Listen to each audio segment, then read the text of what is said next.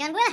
Lah gue lah. Lu mana panas? Gue dingin. Gue lagi ngebut. Alah, gue dingin. Alah. Enggak dinginan gue. Alah, gue lebih kenceng. Gue lebih adem. Gue lebih kenceng. Gue lebih tahan lama, lebih awet, lebih tahan lama, lebih awet, lebih dingin, lebih dingin. Enggak, lebih gue. Enggak lah, gue lebih kenceng, lebih tahan awet, lebih tahan awet. Jangan gue lah. Lah gue lah.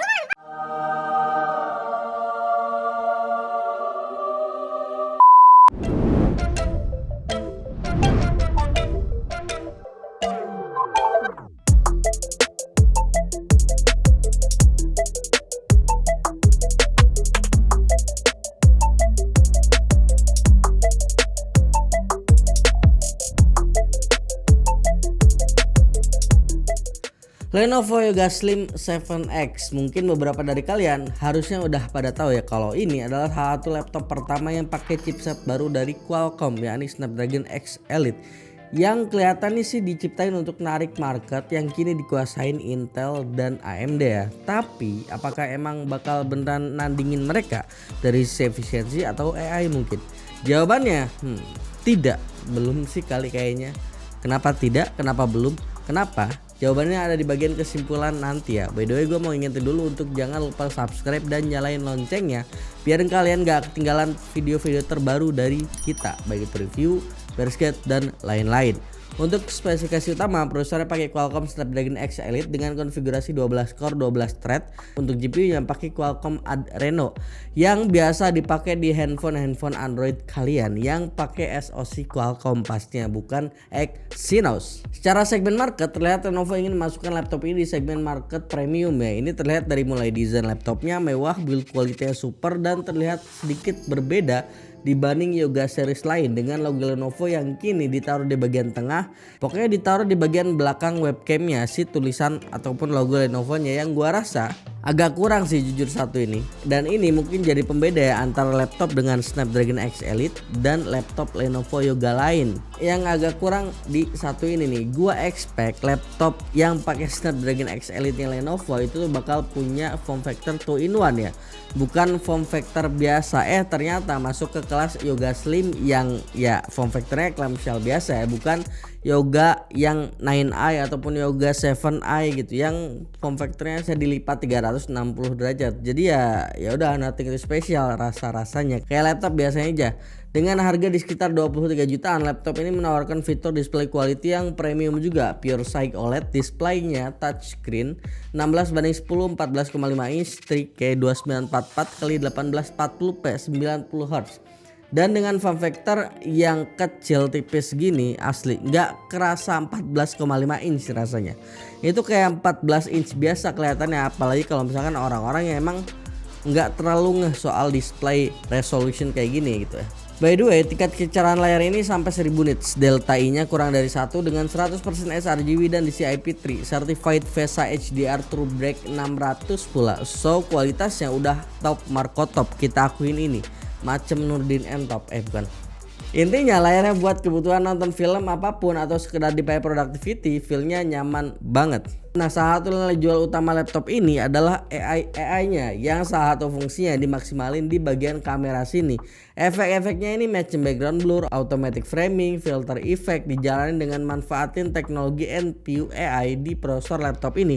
Kualitasnya gimana? Buat gue yang emang udah sering lihat kualitas webcam laptop di range harga 20-23 jutaan, jujur ini webcamnya kerasa biasa banget. Efek-efeknya emang berjalan smooth, aman, gak ada lag. Tapi ya kualitas webcamnya kayak gini, jadi ya kelihatan kurang maksimal juga. Untuk resolusi perekaman sendiri up to 1080p 30 fps perekaman video, bukan perekaman yang lain-lain ya.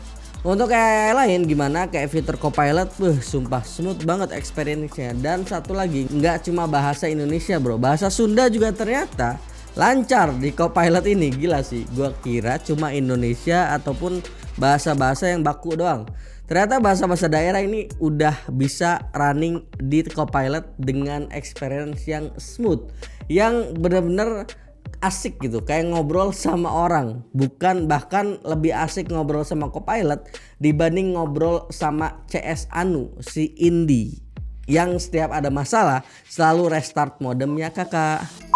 Nah, bisa kalian lihat laptop ini memiliki I/O port yang standar aja. Ada 3 USB-C full function yang speednya udah kenceng up to 40 Gbps yang support PD 3.1 serta DP 1.4 alias udah bisa juga buat disambungin ke monitor eksternal.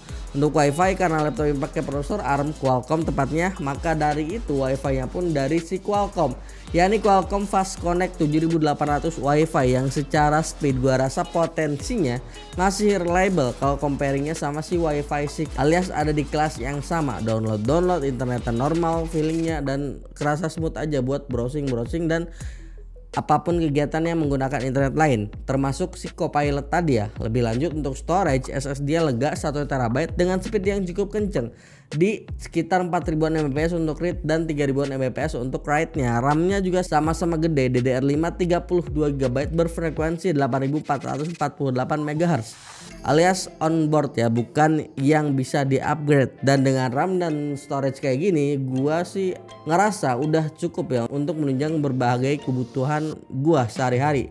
Untuk upgradable-nya tadi gua mention nggak ada upgradable storage ataupun RAM di laptop compact satu ini. Jadi ya kalau misalnya kalian butuh storage lebih lega, siapin SSD eksternal untuk bisa bantu maksimalin apa yang kalian butuhin di laptop ini. Masuk bagian paling penting yaitu performa. Terlihat kalau prosesor Snapdragon X Elite ini punya raw potensi performa yang ya ada sebenarnya, tapi kalau gua ngelihatnya agak-agak overpriced ya dengan harga yang dikasih. Snapdragon 23 laptop ini meskipun masih emulation, poinnya nyentuh 10 ribuan poin atau sekelas laptop yang pakai Intel Core Ultra 7 155H. Atau kalau si kubu merah itu tuh mirip skornya sama performa Ryzen 7 7320U. Sementara untuk Snapdragon 2024 angkanya ada di sekitar 900-an poin yang kalau gua lihat ini angka yang udah cukup oke sih, dan intinya mirip sama si laptop Snapdragon X Elite yang gua review sebelumnya. Dari performa ini masih sangat tricky ya kalau kita ngomongin angka real di bagian ini, karena masih banyak software pengujian yang dari si compatibility masih dalam tahap pengembangan atau bahkan sama sekali belum ready. So gue berharap banget sih ini brand-brand Qualcomm gitu kan, ataupun brand-brand laptopnya ataupun Microsoft juga pokoknya yang terlibat dalam perusahaan laptop dengan Snapdragon X platform ini saling berkolaborasi untuk dikencengin lagi kerjasama sama si developer software biar secara compatibility lebih luas dan penggunanya pun lebih proven untuk beli laptop ini, karena secara kompatibilitas, secara fungsi dia bener-bener bisa manfaatin fungsi dari platform Snapdragon X Elite yang ada di laptop yang brand-brand laptop rilis. Buat game gimana? Game Steam dari sekitar 5 game yang gua coba install, cuma Shadow of the Tomb Raider yang bisa running di laptop ini dan jalan di sekitar 26 sampai 30-an FPS average doang. So jangan ngarep lebih ya untuk performa gaming di laptop yang pakai platform ARM ini. Buat suhu gimana? Secara data yang gua punya baik itu pengujian Snapdragon R23 2024 3D Mark, ini laptop punya suhu yang relatif rendah ya kehitungnya. Artinya buat efisiensi pemuaan panas ya ini laptop good, no problem with any scenario. Panasnya cuma mentok di 80-an derajat Celcius. So it's good ya, kita akuin kalau misalkan ini laptop ada yang bagus. Nah, laptopnya ini dibekali baterai berkapasitas 70 Wh yang saat kita uji dengan UL Prokion mode video playback 1080p, battery saver laptop ini cuma bisa bertahan sampai 12 jam lebih dikit. Dan kalau misalnya di mode idle dia tuh bisa bertahan sampai di sekitar 15 jaman, yang sebenarnya emang cukup panjang sih daya tahan baterainya. Cuman kalau kita sejajarin sama laptop lain yang pakai X86 platform VivaBook S14 OLED salah satunya dengan Ryzen 7 8845HS, ini kalah loh. Padahal kan yang jadi jualan utamanya soal baterai sampai ditaruh di stiker ini. Terus gimana kesimpulannya? Worth it nggak ngeluarin uang 23 jutaan untuk laptop satu ini? Jawabannya worth it aja kalau kalian cuma beli laptop ini buat produktivitas itu doang. Sisanya menurut gue platform Snapdragon X Elite di Windows ini, di laptop ini masih perlu dikembangin lebih jauh sih secara software, secara hardware harus terus dikebut pengembangannya. Dan kalau emang belum siap, jangan buru-buru dirilis. Karena yang akan dirugikan konsumen lu pada. Kita ya sebagai konsumen kan yang akan dirugikan. Makanya dibuat hardware yang bener-bener matang dulu, sehingga kalaupun belum matang, software ini udah banyak yang versi emulasinya. Sementara ini kan banyak software yang belum ada, versi emulasinya juga belum ada. Dan gue pun berharap brand-brand laptop tuh nggak cuma jualan nama Snapdragon X Elite-nya doang, apalagi dengan platform prosesor yang masih harus terus dikembangin secara compatibility. Nggak itu doang, tapi juga kasihlah gimmick-gimmick lain ataupun fitur-fitur lainnya yang mungkin jadi pembeda laptop ini dengan laptop pada umumnya yang pakai X86. Kayak mungkin touchpadnya gitu kan bisa di customize, atau ada pengaturan gestur khusus di layarnya karena dia touchscreen gitu kan, ataupun gimana, itu terserah brand lah. Yang penting buat 1-2 hal yang bikin laptop ini jadi beda dibanding laptop yang udah ada, laptop mainstream yang udah pakai X86. Dan secara daya tahan baterai pun ya ini gue akuin ya, hemat daya iya 12-15 jam oke lah. Cuman segini doang mah yang pakai platform X86, yang mainstream itu udah ada yang nyentuh 16 jam coy. Jadi ya sama-sama, kalau misalnya sama kayak gini, apa bedanya platform baru ini sama platform yang udah ada? Kalau misalkan dari sisi ini belum ada perubahan signifikan yang gimana-gimana, ya konsumen pun ya akan lebih milih barang yang secara compatibility itu udah jauh lebih bebas, lebih leluasa, secara fungsi lebih maksimal dan lebih nyaman untuk pakai itu. Ayolah, come on, brand-brand laptop yang pakai Snapdragon X Elite kasih inovasi ataupun fitur yang beda dibanding laptop mainstream dengan prosesor X86 lain. Kalau ada yang kayak gitu ya gue bakal happy juga, dan pasti konsumen juga akan happy karena dia punya sesuatu yang nggak dipunya orang-orang yang pakai laptop Intel dan AMD gitu loh. Ya gue berharap ini terus akan diperbaiki ya, nggak cuma si Lenovo Yoga Slim 7X, tapi mungkin VivoBook juga terus diperbaiki ke depannya. Mungkin brand-brand lain lab yang mau rilis Snapdragon X Elite ataupun isunya tuh kan ada yang Snapdragon X Plus, itu terus diperbaiki, terus diimprove dan kasih sesuatu yang beda dibanding laptop mainstream lainnya yang pakai X86 Intel dan AMD. Kalau ada yang bagus gue pasti kasih sesuatu yang bagus di tentang laptop ini, dan kalau misalnya ada yang kurang gue juga pasti akan share juga kayak tadi ya. Jadi nggak cuma sekedar bagus doang, jelek doang, kita kasih dua-duanya.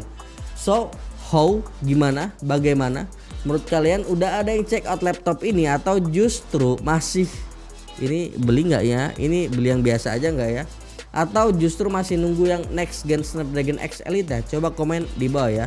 Oke, mungkin sampai sini dulu konten kali ini, semoga bisa bermanfaat untuk kalian, dan jangan lupa like, share, dan subscribe channel ini sebagai bentuk dukungan dan semangat untuk kami. Kunjungi terus pemcel.com agar dapat melihat perkembangan teknologi khususnya di bidang IT. Jangan lupa join Discord server dan follow sosial media kami di kolom deskripsi. Sekian dulu, gue Yusril, sampai jumpa di video selanjutnya, bye bye. Untuk fanboy Lenovo, mohon maaf ya kalau ada 1 kata 2 kata yang menyinggung. Bye bye.